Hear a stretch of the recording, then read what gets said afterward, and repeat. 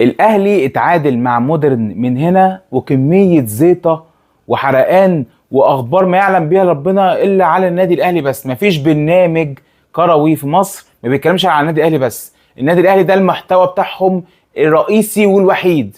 مدرب ريبيرو بتاع الاهلي هيمشي، امام عاشور مش عايز يجدد مع النادي الاهلي، احمد جلال عامل مشاكل مع المدرب، اللعيبه كلها متضايقه من التدريب في الحر وعامله مشاكل مع ريبيرو، وريبيرو رجع في كلامه وهيعمل تدريبات بالليل. ده بلاوي، ده في بلاوي. يعني انت طول ما انت قاعد اهلي اهلي اهلي اهلي، النيو فيدز بتاعت الفيسبوك كلها اهلي.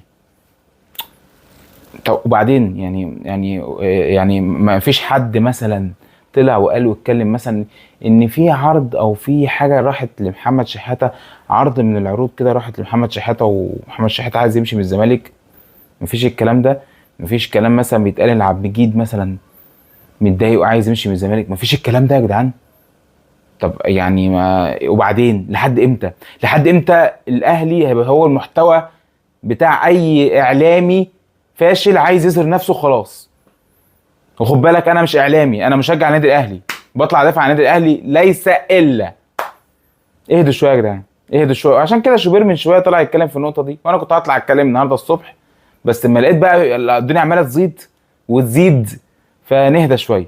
في ماتش بكره بيراميدز والاسماعيلي، وبعده في يعني في اجواء، في احداث اتكلموا فيها، وسيبكم من الكبيركم النادي الاهلي. اراك ضحكه.